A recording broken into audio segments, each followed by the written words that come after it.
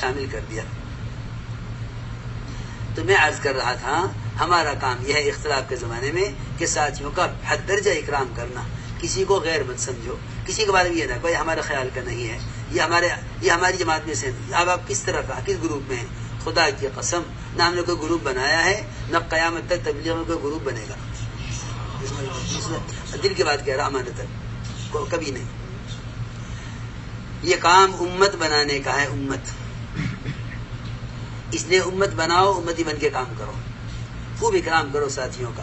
جنہیں کو غلط فہمی ہے جا کے ملاقات کرو، غلط فہمیوں کا ازالہ کرو. غلط فہمی پیدا کرتا ہے شیطان. کس طرح؟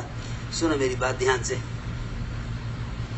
مسلمانوں کی آپس کی جماعتوں میں تفریق پیدا کرنے اور مسلمانوں کے علماء اور مسلمانوں کے بڑوں سے ان کے عوام کو کاٹنے کے لیے یہ کام آج کا نہیں، یہ کام نبوت کے زمانے سے چل رہا ہے. کیونکہ جب شیطان نے دیکھتا ہے کہ امت میں اجتماعیت اور امت میں اطاعت اور امت میں دین کا استقبال بڑھ رہا ہے تو وہ آپس میں اختلاف پیدا کرنے کے لیے بدگمانی پیدا کرتا ہے اور غلط خبروں سے دلوں کے اندر بدگمانی پیدا کرتا ہے اور ساتھیوں کی طرف سے بدظن کر دیتا ہے. ساتھی تحقیق نہیں کرتے، سنی ہوئی بات پر کوئی قدم اٹھا لیتے ہیں. میری بات دھیان سے سننا. جب آپ دعوت لے کر آئے تو امت میں دین کی طلب پیدا ہوئی، امت میں طلب پیدا ہوئی. ایسی طلب کہ زکوٰۃ کا ادا کرنا ایک انتہائی محبوب عمل بن گیا. حضور اکرم صلی اللہ علیہ وسلم نے ایک صحابی کو بھیجا کہ جاؤ بنو مستلق سے زکوٰۃ وصول کر لاؤ. یہ بڑا قبیلہ تھا قبائل میں سے بنو مستلق. یہ ایک اکیلے صحابی ان سے زکوٰۃ وصول کرنے کے لیے گئے.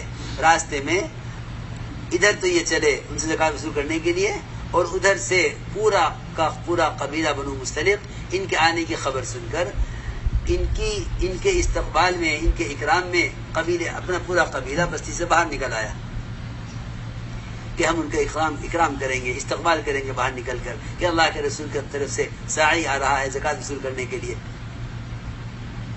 جب منافق نے یہ دیکھا کہ اچھا ان کی مرکزیت سے ایسا تعلق ہے، ایک آدمی اکیلا پورے قبیلے کی زکوٰۃ وصول کر لے گا، ان کے اندر ایسی اجتماعیت اور اطاعت ہے اور ان میں زکوٰۃ کے فریضے کا اتنا اہتمام ہے.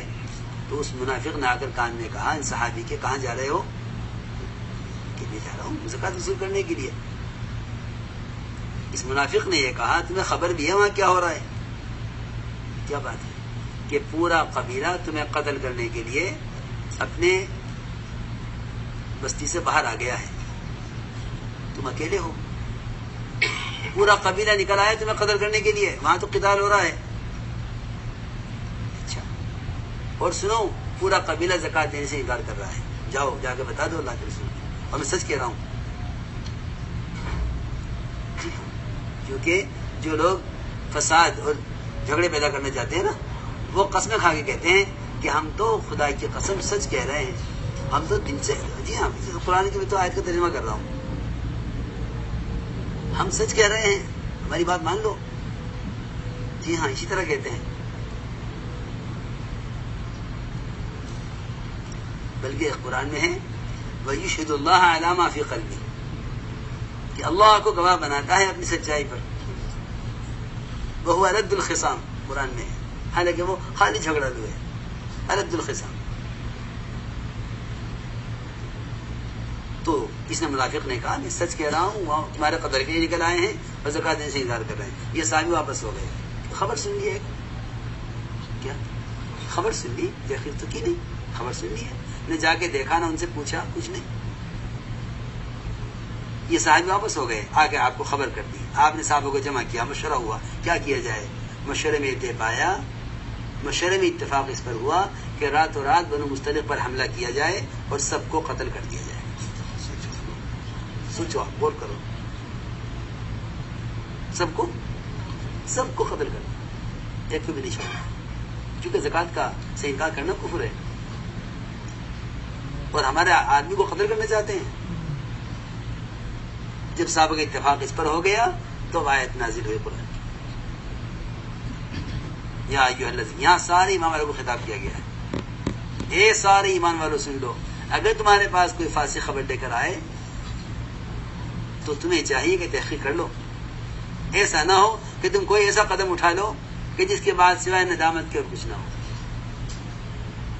تو میں نے عرض کیا کہ یہ ہے شیطان وساوس پیدا کرے گا، اختلاف کی باتیں ڈالے گا، اس پر لے آئے گا کہ لوگ ایک آدمی کی ذات سے اختلاف کر کے اس کے عمل سے، اس کی صحیح سے، اس کی ہر چیز اختلاف کریں گے. یہ اختلاف بڑھتے بڑھتے اس پر آ جائے گا کہ اعمال دعوت سے بھی اختلاف ہو جائے گا.